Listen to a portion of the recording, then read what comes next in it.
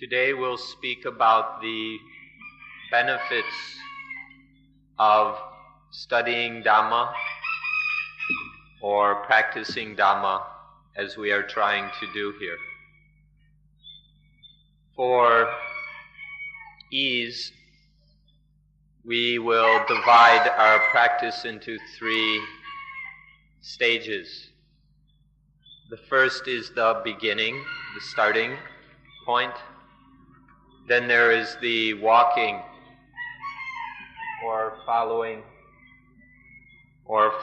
of the path. And then there is the realization of the goal of the path. There is the question, why were we born? Or why were you born?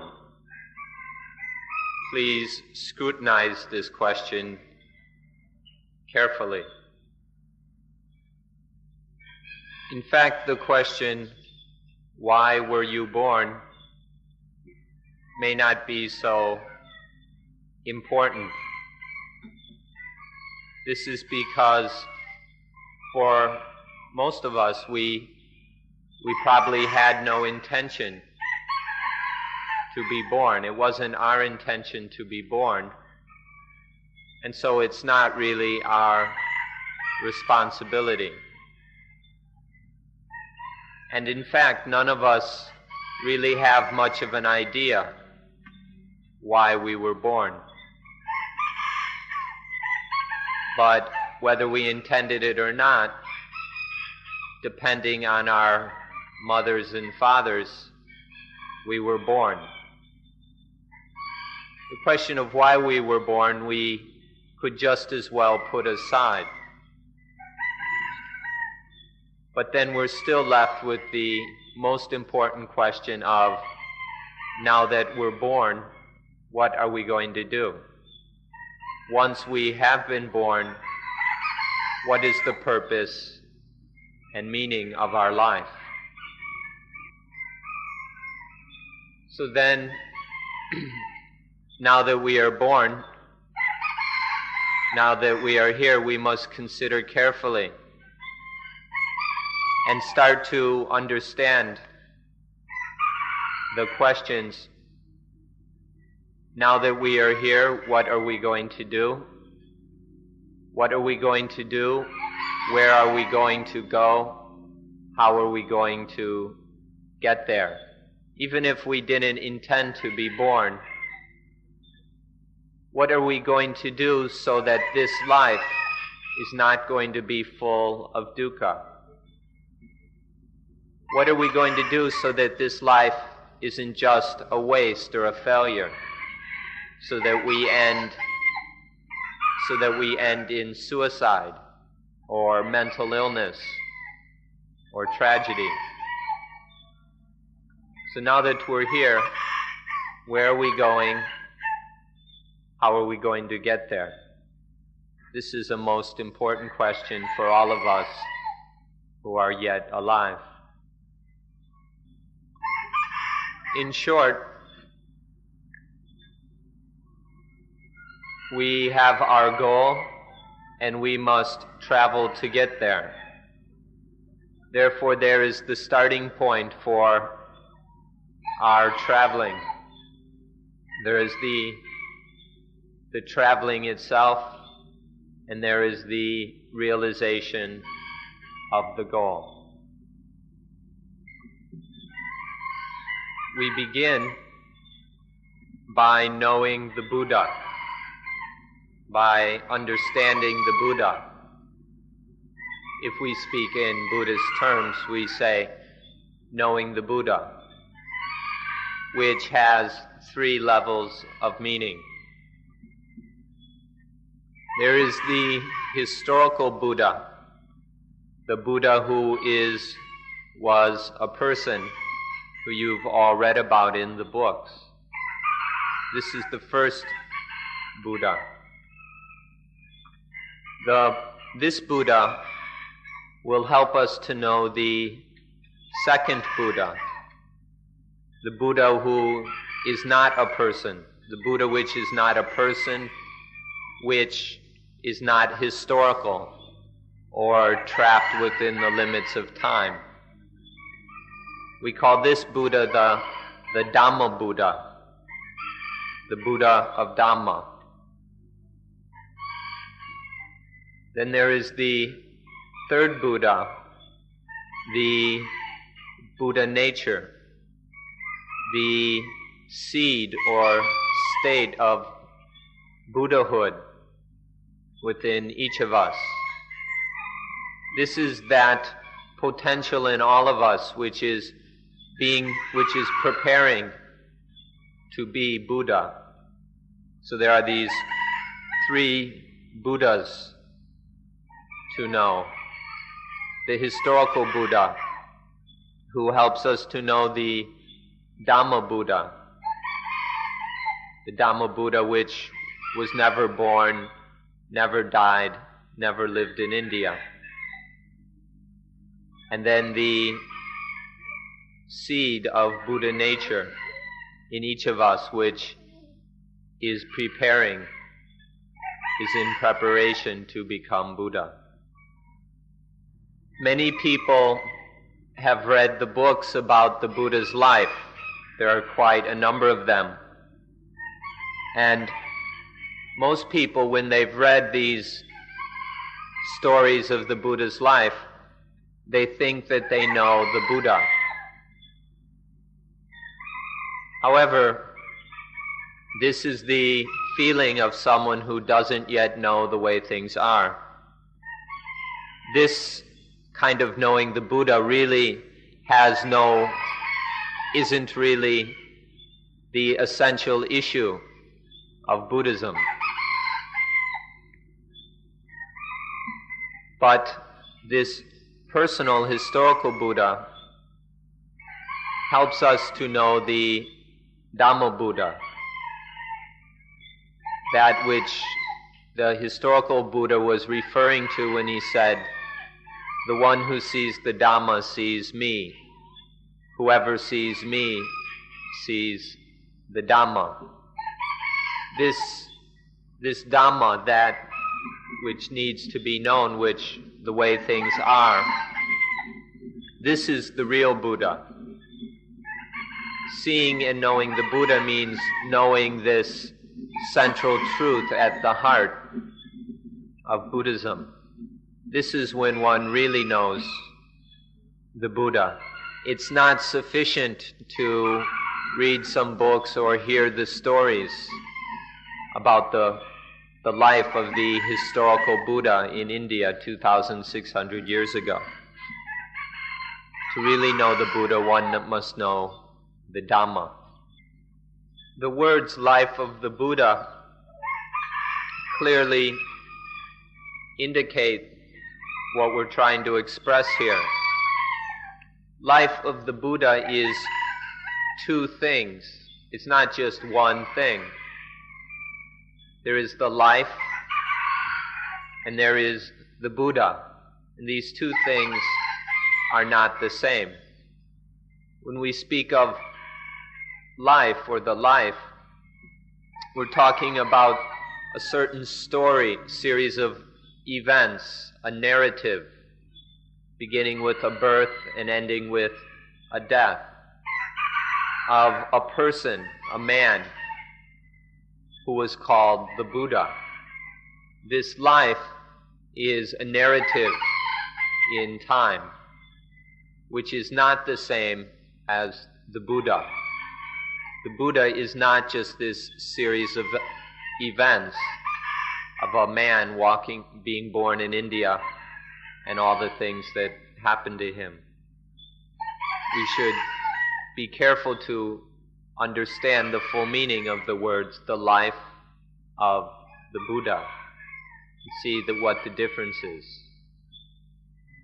So by life, we mean a series of events, the narrative of a certain person within time and space.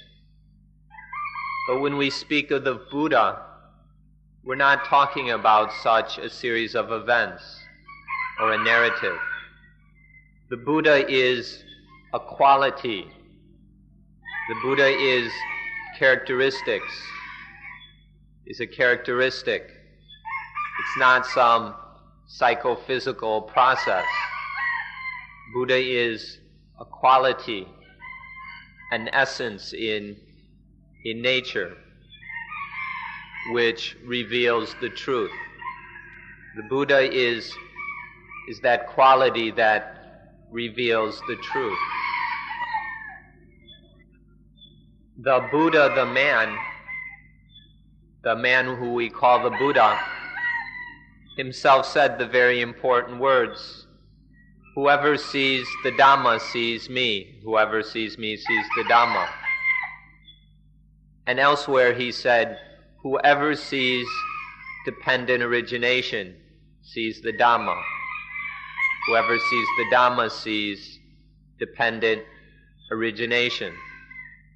What this means is that the Buddha is anything that demonstrates, shows, indicates, points to, reveals the profound truth of dependent origination.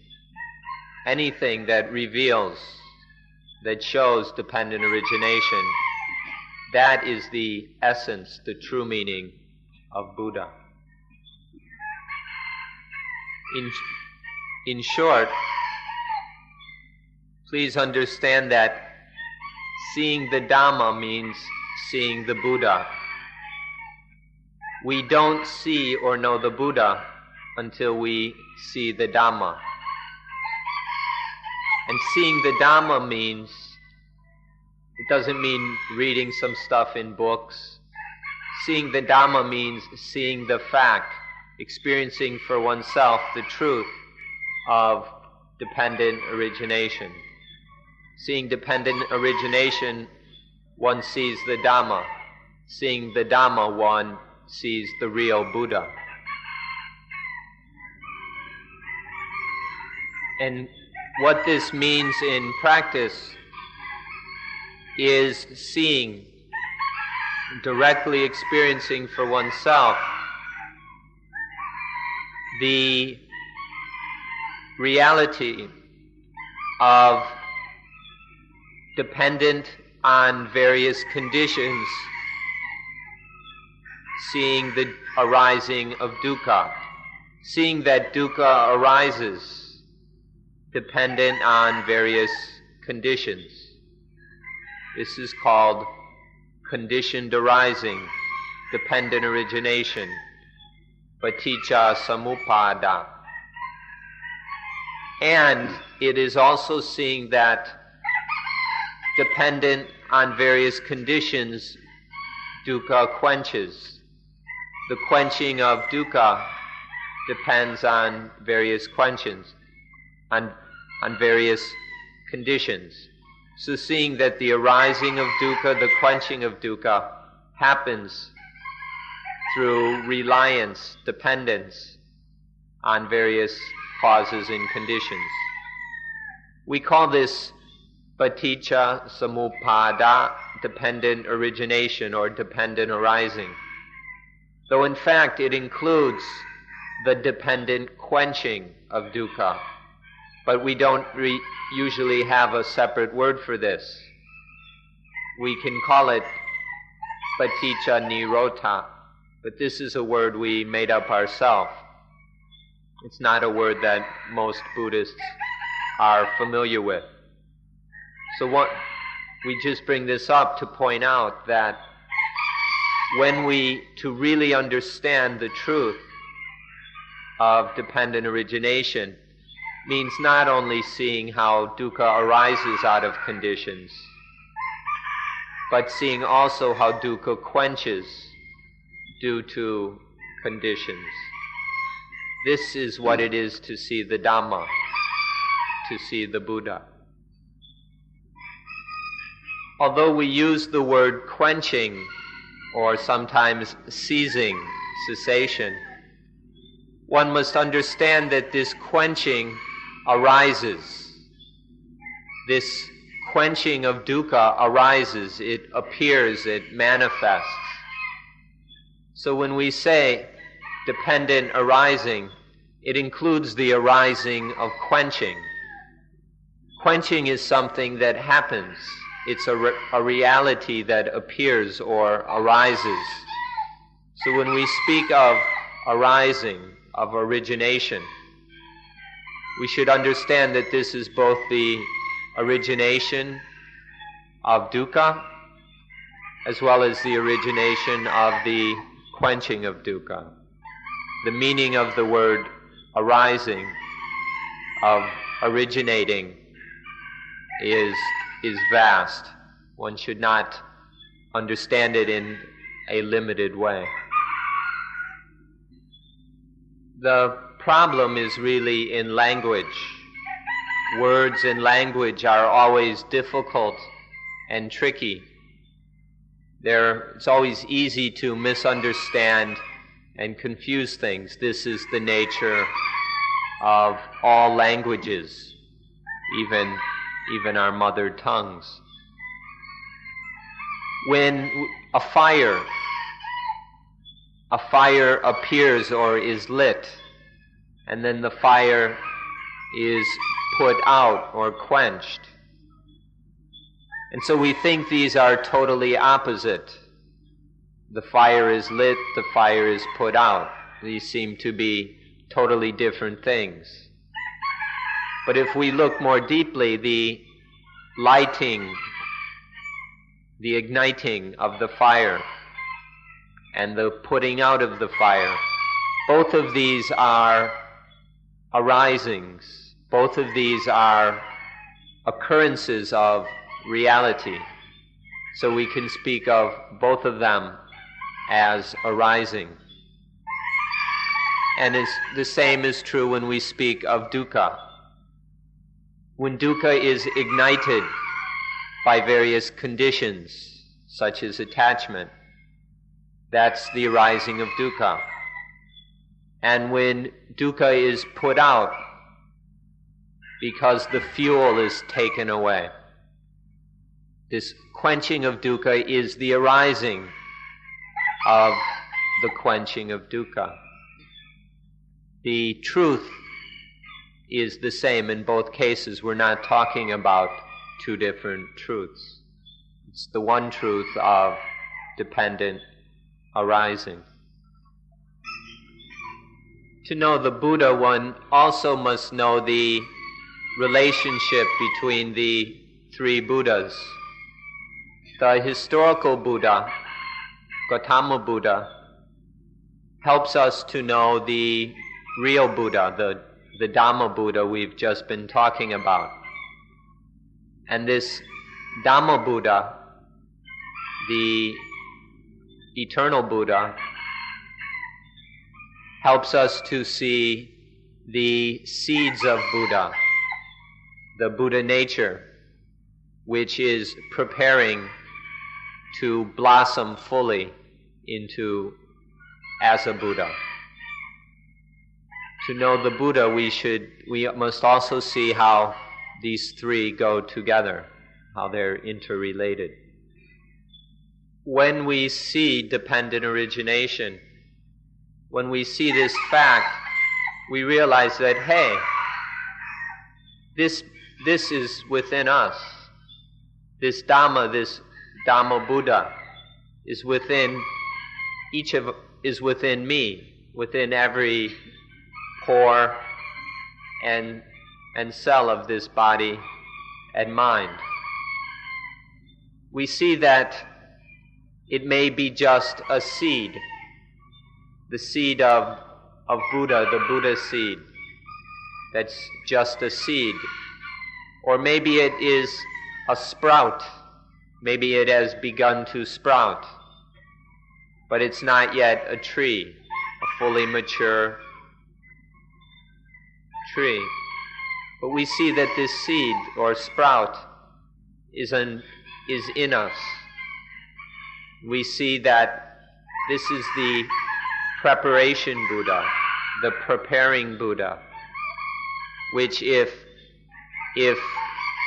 developed and cared for, grows and becomes the real Buddha, a fully mature Buddha. At a minimum, while you're here for this 10-day course, you ought to examine yourself, test yourself to see whether this third Buddha is still just a seed. Is it just a seed which is still lying dormant? Or has it sprouted yet? Is the preparation Buddha in you, is it sprouted yet? For at a minimum, to use our time here in a worthwhile way, we should discover for ourselves whether this Buddha nature in us is still just a seed lying there waiting for things to happen, or has it actually sprouted and is beginning to truly practice and prepare, develop? Or has in fact this seed grown into a tree, a strong, vigorous Buddha tree? This is something for each of us to examine in ourselves.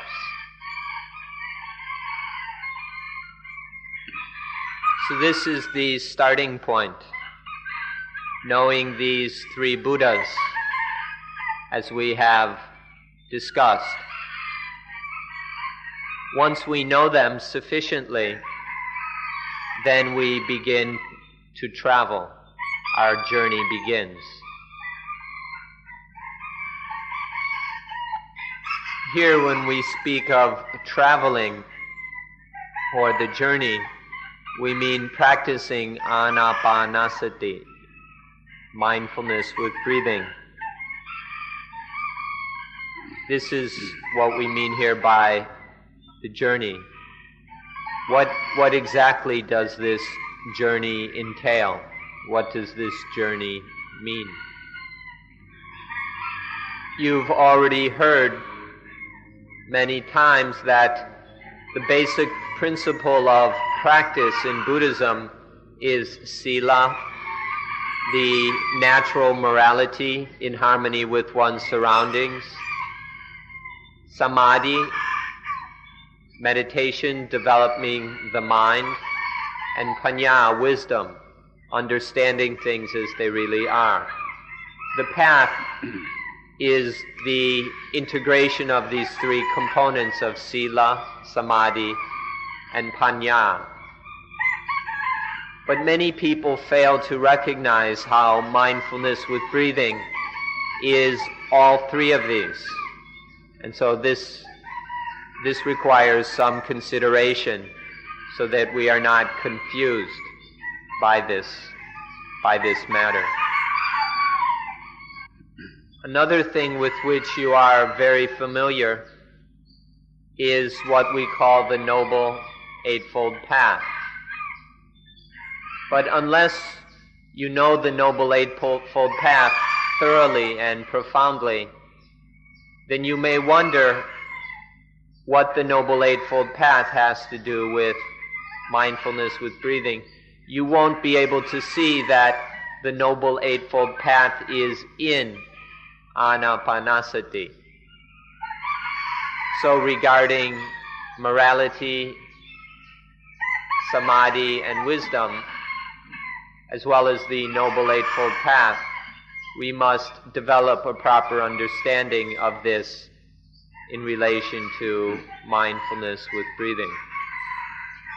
Here, sila means calm or calmness. And sila is calmness of body and speech, and of course, even mind. Sila is calmness of body and speech. This means the ability to restrain our bodies and speech so that they are calm. The ability to do this is called sila. In anapanasati, we have this ability to restrain our bodies, our speech, so that they are truly peaceful. To put it directly, if there's no sila, we can't practice anapanasati. If our bodies and speech are not calm, then there's no way we can do anapanasati. If we've been living life without morality, then we will not have calm bodies and calm speech. But if we are able to practice anapanasati, then we are able to restrain our bodies and speech so that they are calm. Therefore, sila is inherent in anapanasati. One doesn't really practice it. Even in the beginning stages, if we practice correctly, there is this peacefulness of body and speech. Thus, sila is inherent in mindfulness with breathing. The meaning of samadhi is the mind is focused on one object or thing. This firm focus of the mind is what we mean by samadhi. And there's one place where this is defined very clearly, that samadhi is the ekakata citta, the mind that has this single focus. The mind with this single focus. Samadhi is ekakata citta that has nibbana as its object. When the mind is focused on just one thing, and that one thing is nibbana, is the perfect peace where there is no dukkha. That is the essence, that is the true meaning of samadhi.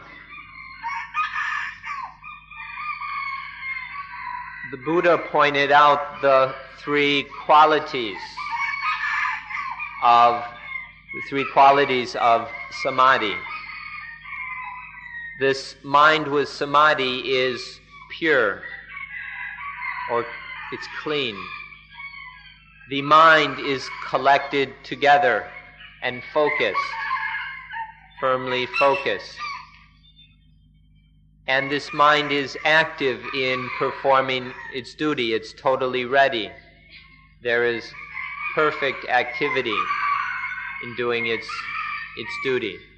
These are the three qualities of real samadhi. This word active here is very ancient. It's been used since even before the Buddha's time. It's very important in this context. When we say active, we mean that the mind is ready. It's fully ready to do what it must do. This mind is agile, nimble, flexible, so that it can do what has to be done. This perfect readiness, this preparedness, this agility, this nimbleness, sensitivity, is what is meant by kamaniya, the activeness of the mind. This is the essential quality of samadhi, this mind that is active. Through practice, one sees that obviously samadhi is there throughout the entire line of practice of anapanasati. Next, we will consider how wisdom seeing things clearly, is included in mindfulness with breathing. Wisdom, panya, or understanding, starts with looking. We really are beginning when we look. We look at ourselves, by ourselves, within ourselves. We look at ourselves, within ourselves, by ourselves, until we see ourselves. When we see more and more deeply what we really are, this leads to knowing in an intuitive way, not in a verbal, talkative way. This knowing, when we really know, we analyze, we investigate this knowing. We scrutinize this knowing until it's known thoroughly. And then what we need to do, what we must practice, becomes clearer and clearer. This is what it means. This is what wisdom is. Looking, seeing, knowing, and then analyzing that till one knows what to practice. And then we practice, and then the results of practice occur. And the true fruits of practice, knowing that, is the final aspect of wisdom. Panya then begins with looking. Until we know how to look, we have no wisdom. But then from looking we begin to see. Seeing leads to knowing. When there is knowing, that can be thoroughly investigated, analyzed, scrutinized, until we know what and how to practice. Know how to practice means practicing. And then there arise the true fruits of practice. Knowing, understanding all of this, seeing all of this clearly, directly for oneself, by oneself, is the meaning of wisdom, or panya. This word in Pali, or panya, or in the Thai pronunciation, panya, has two parts, pa and ya, pa, ya. Ya means to know, means knowing. Pa means correct and thorough. Pa is correct and thorough, or comprehensive.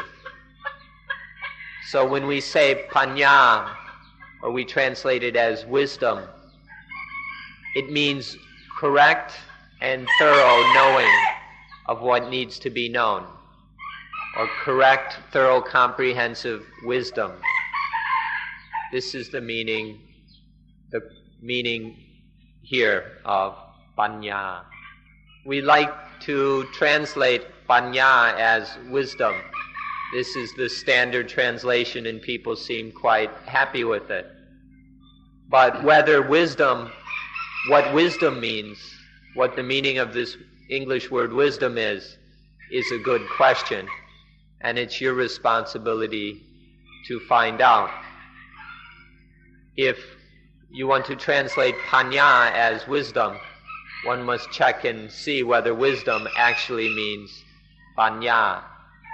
Correct, thorough, comprehensive, complete knowing. Correct and thorough understanding. That's what panya means in Pali. What wisdom means in English, you'll have to sort out for yourselves. You can see for yourselves, without believing anyone else, that throughout the entire line of practice called anapanasati, there is sila, this calmness through restraint, samadhi, the collected, focused mind, and panya, this correct and thorough understanding. All of these are included in anapanasati from the start until the end. So it should no longer be a problem or question of how anapanasati is the path, is sila, samadhi, and panya. Now we can consider for a while anapanasati in light of the Noble Eightfold Path. First, samadhi, right view, right understanding, has induced you to practice anapanasati. Right view has pulled you into this practice. And as long as we're practicing properly, right view is always there. Next is samma sankappa, which must be translated right aspiration. This means right that our want, that what we want, or that our intention is correct, is in harmony with Dhamma. This right desire, this right want, this right intention or aspiration to practice anapanasati, of course, must be there if we are to practice as we should. Next is samma vaca, right speech. Most people realize that in meditation we're not speaking. We shouldn't be speaking. But if one does speak for some reason, if one does speak, that speech will be correct, will be appropriate, or, although we may not speak outwardly, if we are speaking inside, if we speak within the mind, then that speech will be correct. It will be peaceful. It will be useful.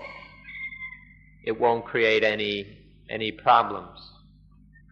Next is samma kammanta, right action. Anapanasati itself is about as right as an action can be. To practice anapanasati is in itself right action. Action for the sake of quenching dukkha.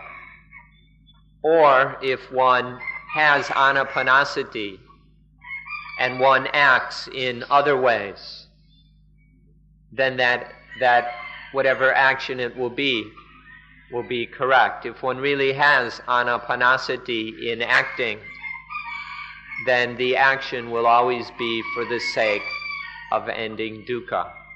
Our actions will not create more dukkha. So, in anapanasati, there is always right action. Next is samma achiva, which is usually translated right livelihood. But please don't understand samma achiva in a narrow way.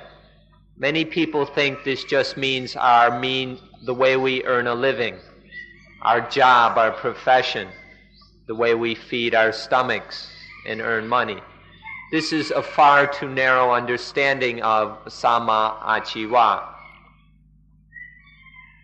It really means right maintenance of life. It's the way we establish and maintain our lives. All the things we do to maintain life, to continue life. This is what is meant by right livelihood or samma achiva. It's not just one's job or one's profession. When there is anapanasati, then everything we do to maintain life is correct. We won't do anything that exploits or oppresses others, our own bodies, or whatever. When So in anapanasati, we're already doing something very wonderful for maintaining life.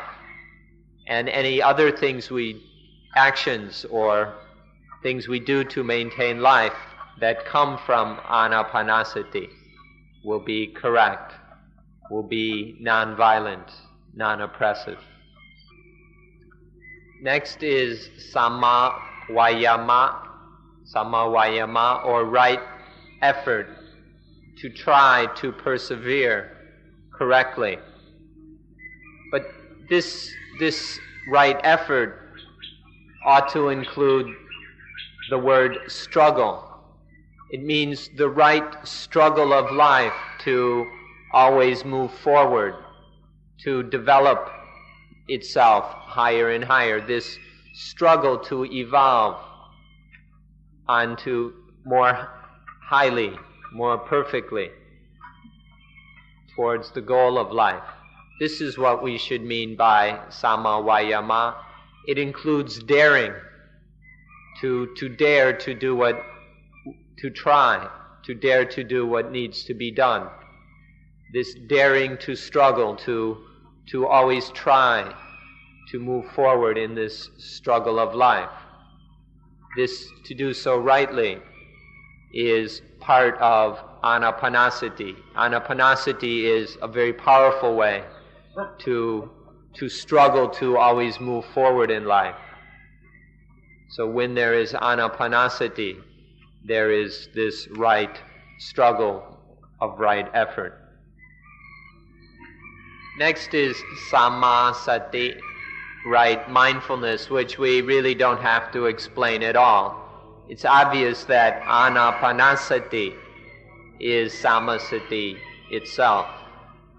When in sammasati is to govern the mind so that it is always attentive.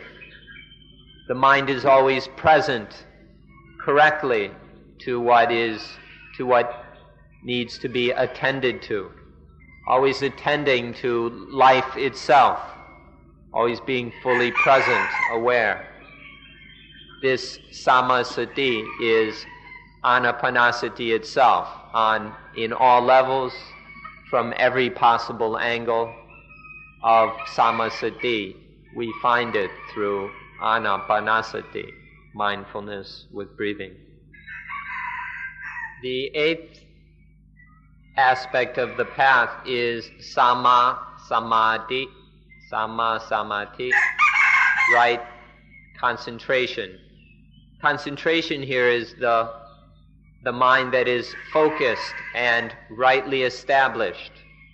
It's rightly established, it's firm, it's secure.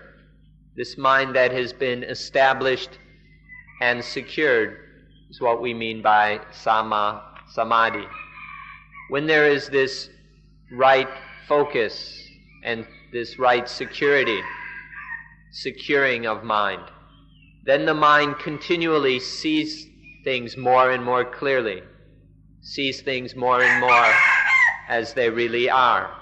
The mind progresses in seeing things as they are.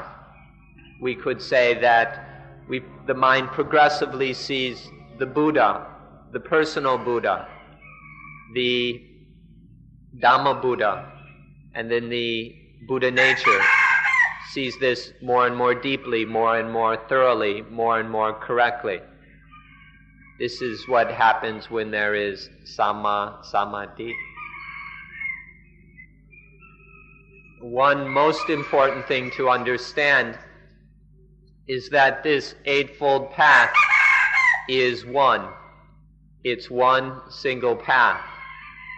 What this means, it's when we speak of 8 factors or 8 folds, we don't mean that these are 8 things.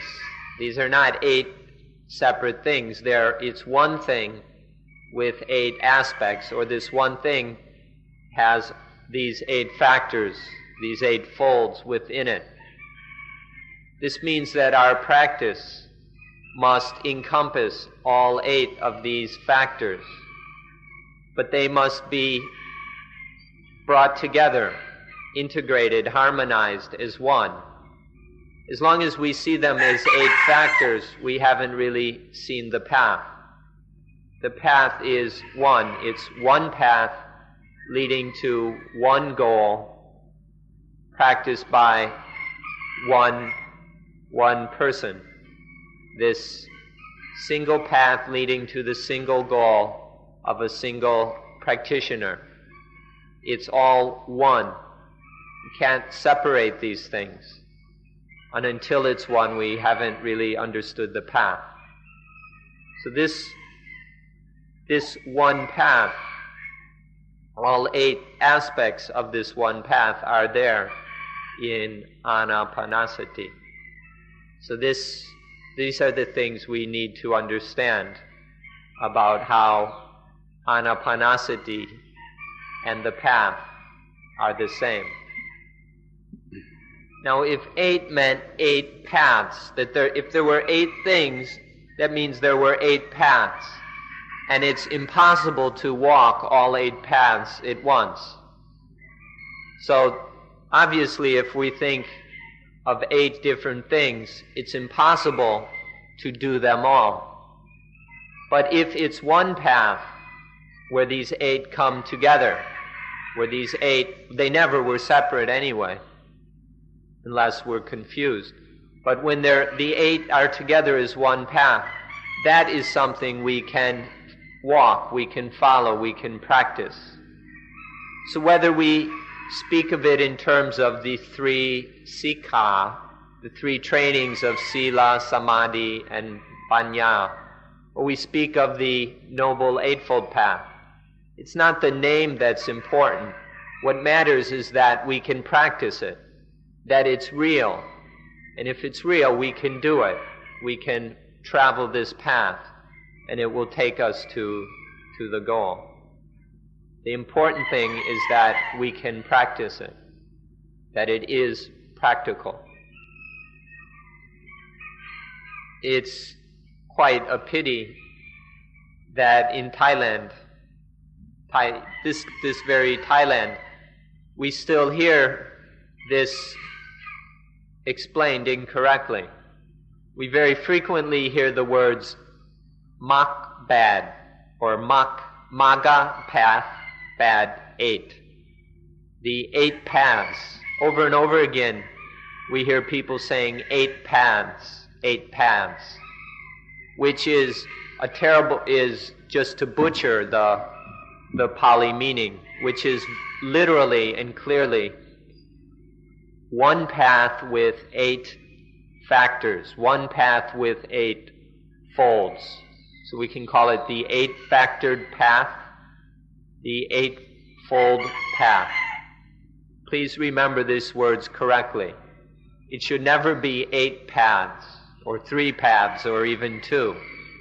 It's one path with 8 factors, 8 folds, 8 aspects. Now we come to the third thing, arriving.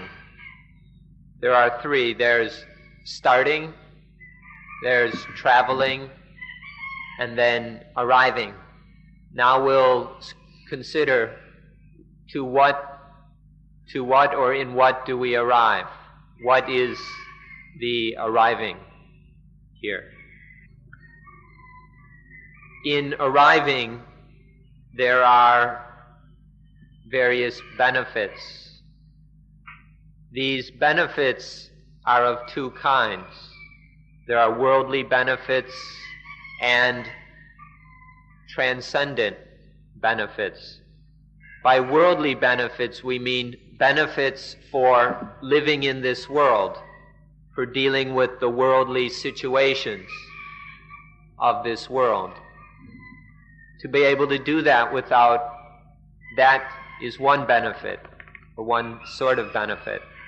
And then there is the transcendent benefit. Transcendent means to go beyond, to be above, beyond the world. The transcendent benefits are to not have any problems regarding this world. To be beyond the world means that nothing in the world is a problem for us. So in arriving, we receive both kinds of benefits. Arriving at these worldly benefits, being able to live in this world, and arriving at the transcendent benefits of being above any problem regarding the world. In Thai, the words are very simple. Nai log, in world, and nua log, above world. It's very simple. In English, we've seen that they have the words mundane and super mundane or ultra mundane, which comes from Latin, and of course the literal meaning is exactly the same. In Pali, it's lokiya, in world, or having to do with the world, regarding the world, and logutara. Uttara means above, beyond. So exactly the same meaning as supramundane. One, there are these both kinds of benefits. The mundane benefits of being to live in this world without any problems.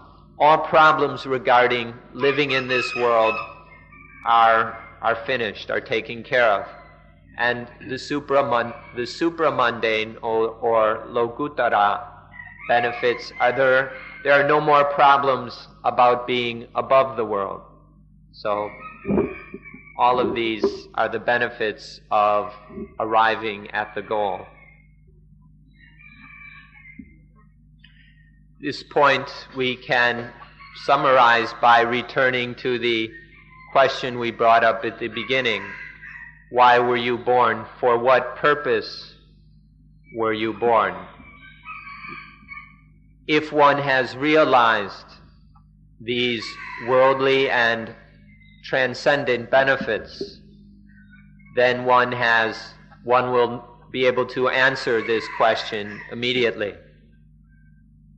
Or we will emphasize that the real question is, now that we're born, here we are born into this world, now that we're born, what are we going to do? The answer to this will be obvious. We'll have no doubts about this, how to respond, when we have arrived at both the mundane and supramundane benefits. Anapanasati is the path we travel.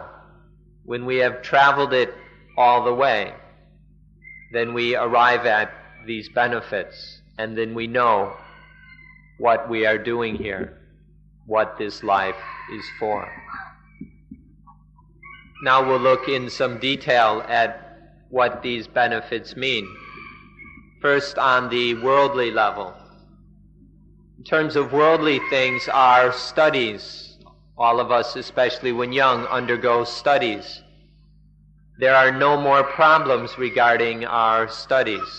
We can undergo them and succeed in them. Then we have the work of our lives. All of us have some function to perform for the benefit of society. We can perform this work without any problems. And then all the other duties and responsibilities of worldly life, families, friends, communities, all the duties we must perform in ordinary life. There won't be any problems in doing so. These are the worldly benefits that we carry out and successfully fulfill our studies, our work, and all the duties and responsibilities of our lives in this world without any problems. In ancient India, they have a very interesting word.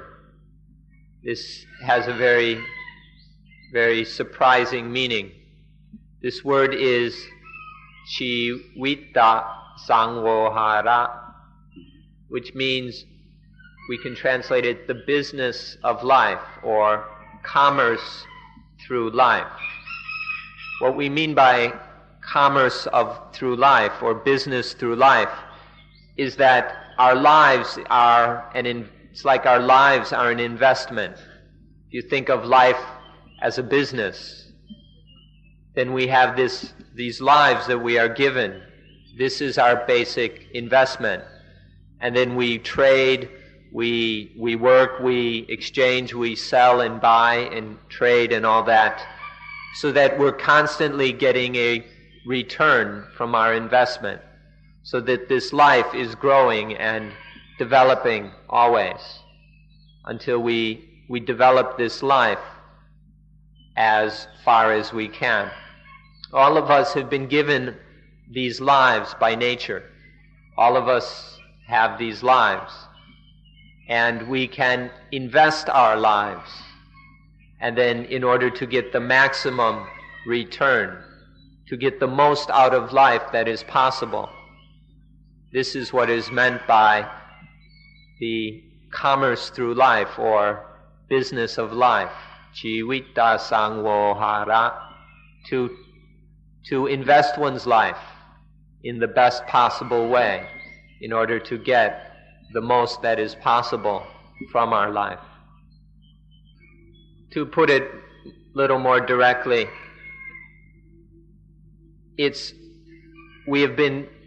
nature has given us life as a basic stake or investment.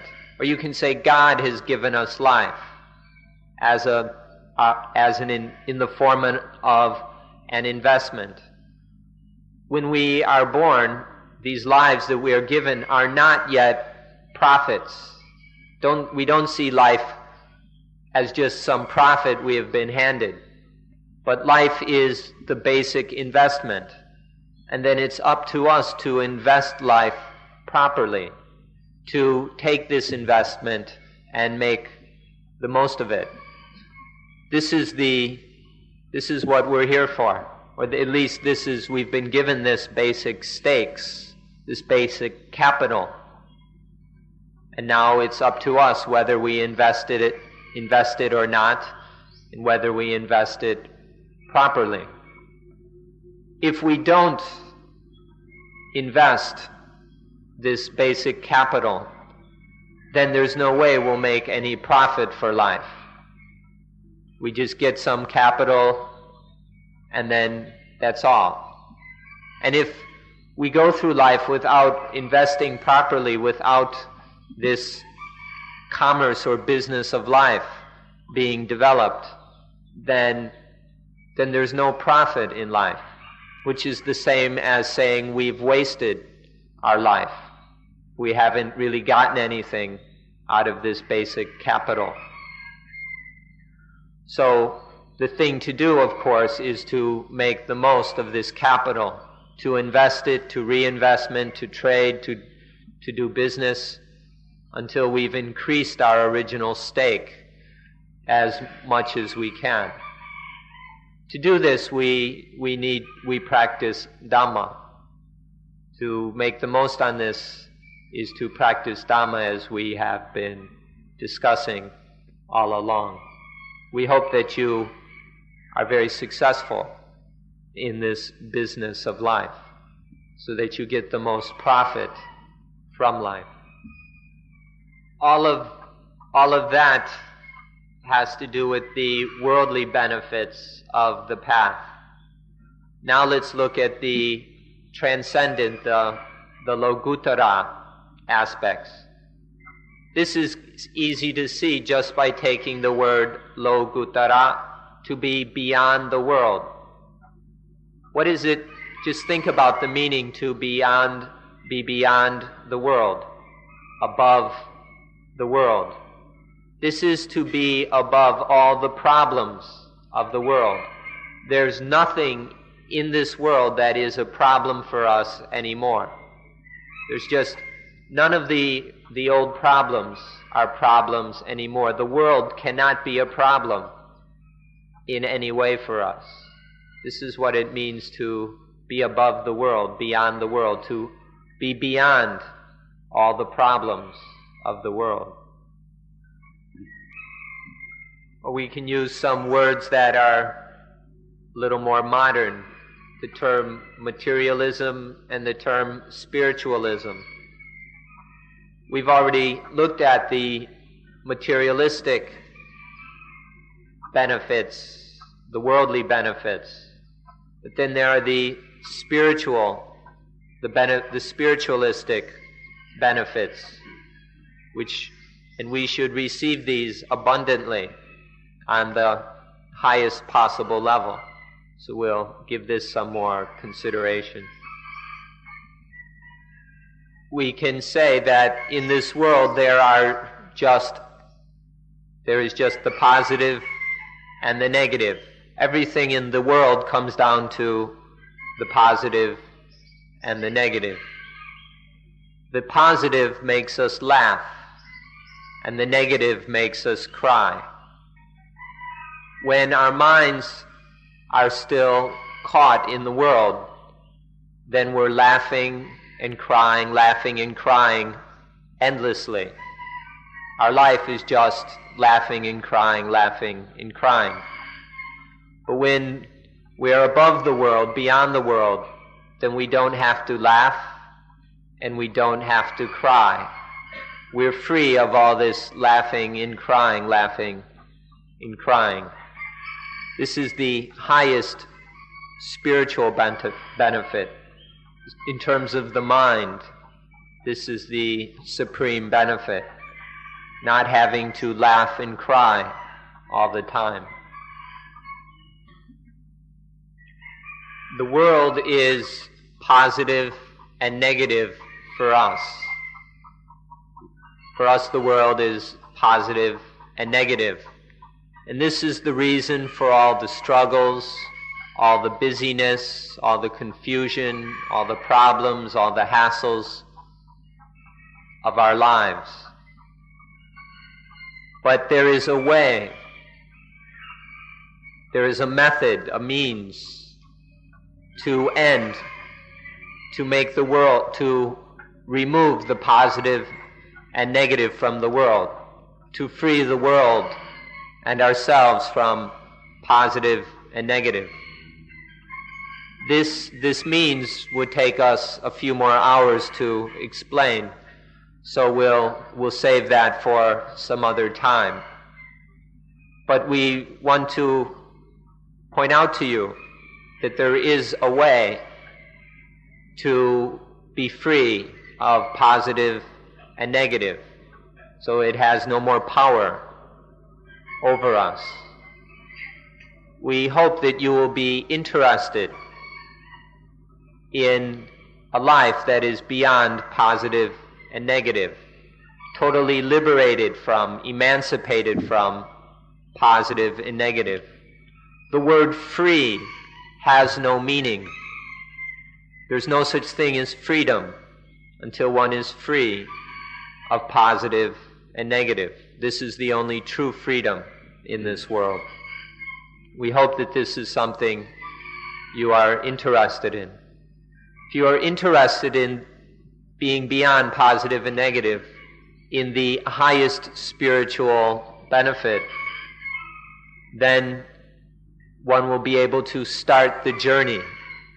One will be able to make the journey. And eventually one will arrive to this highest benefit, to be free of positive and negative. We hope this is something of genuine interest to you all. In Buddhism, we have a fundamental principle to study to lead us ever forward in life. This is the principle of nibbana, or coolness. Now, when we investigate nibbana, there are two aspects of nibbana that we can look into. The first, we won't explain this technically or literally, but we'll get to the essential meaning. The first kind is where the coolness, where there is still positive and negative, where things are still positive and negative for you. But this positive and negative can't do anything to you. Things are still positive and negative, but that can't do anything to you.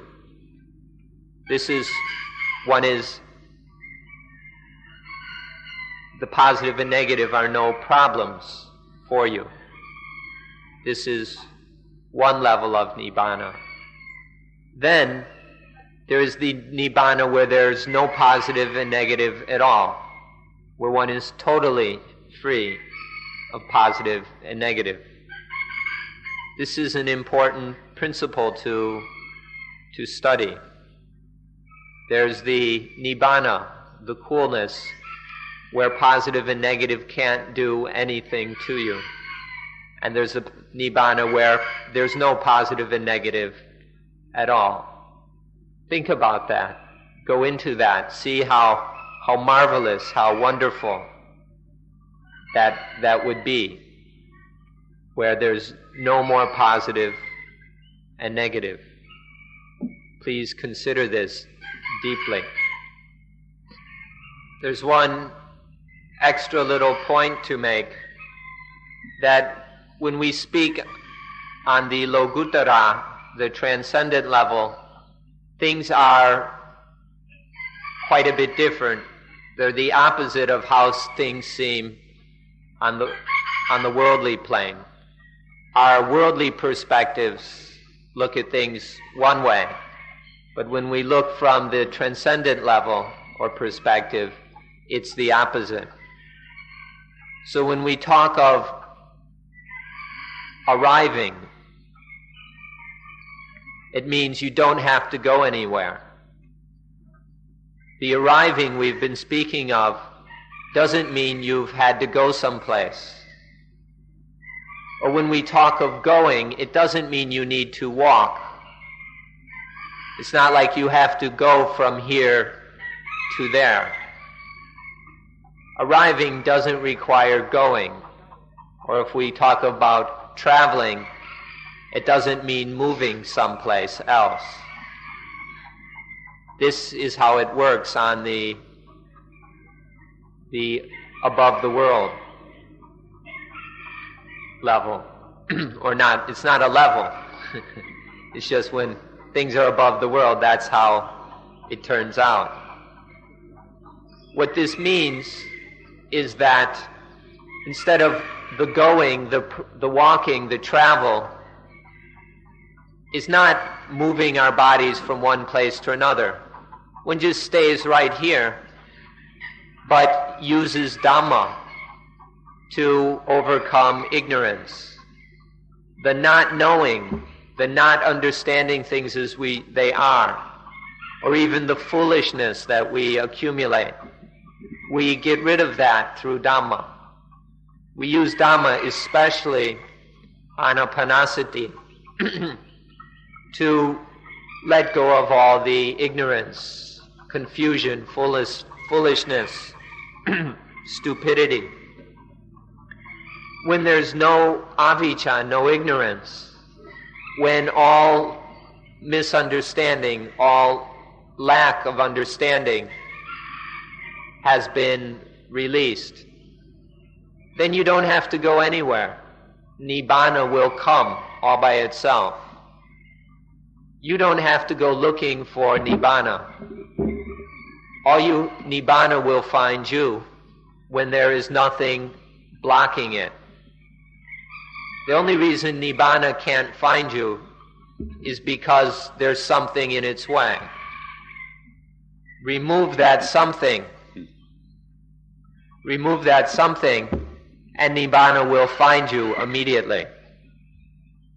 See, on the transcendent level, this is how things work.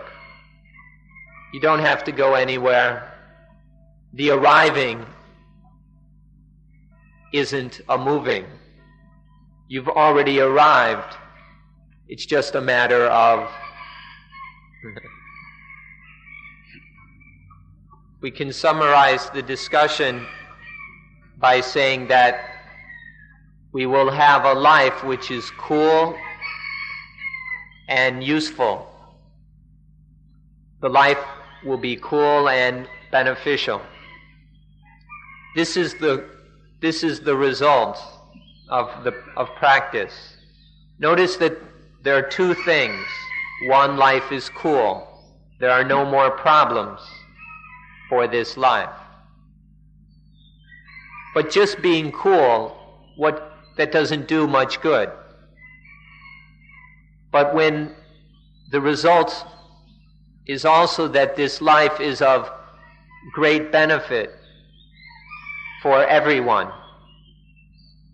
If life isn't of use to anyone, then what good is it? But when life is cool, it can also be of the highest benefit, can be most useful for all sides, for everyone. This is what it is to arrive, when life is cool and of benefit to everyone. So there is starting, and there is walking, and there is arriving at the goal of a life that is cool and of benefit to all. Fools say that Buddhism is only for saving oneself. People who are quite stupid claim that Buddhism is just a way to save one's own skin, to end one's own suffering. These are the words of someone who does not understand the facts. Buddhism teaches that how to save oneself, that is true. But the salvation or the liberation of Buddhism is one that benefits everyone else also. In this liberation, all others are liberated as well. So one should not look at Buddhism with prejudice or with narrow opinions. One should try to understand that the correct goal of Buddhism is not just saving one's own skin, not just freeing oneself of one's own problems. The goal of Buddhism is to liberate oneself from dukkha and to liberate all others. In short, life is cool. Life no longer bites its owner. The positive and the negative in this world don't bite the owner of life, the one who lives. Greed, hatred, anger, fear, confusion, doubt, envy, jealousy, possessiveness, worry, anxiety, guilt, boredom, excitement, none of these can bite one ever again. This is what it means to arrive at the goal. Life no longer bites its owner. We will end with a sentence which you may or may not understand, which you will probably have to investigate further. But when one has really arrived, then life no longer has an owner.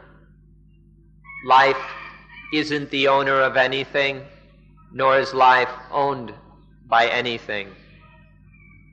This is what it is all about.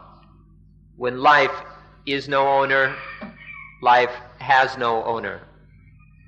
This is to fully arrive in voidness, total freedom, where there's no need to laugh and to cry anymore, where nothing can own life, nothing can be owned, nothing is owned by life. There's just life, life that has been given by nature. this gift of the universe, life, is developed to get the most out of the original investment. But there's no more owner. There's nothing owned. This is what it is to arrive, to really arrive. If you don't understand now, don't worry about it. One day you will understand. If you continue investigating and practicing Dhamma as we've been considering here, then one day you will understand. There's no need to worry about it. Just keep trying. Keep trying to practice Dhamma, and one day you will understand. Thank you all for listening. We hope that you've enjoyed it. Thank you all for being such good and patient listeners.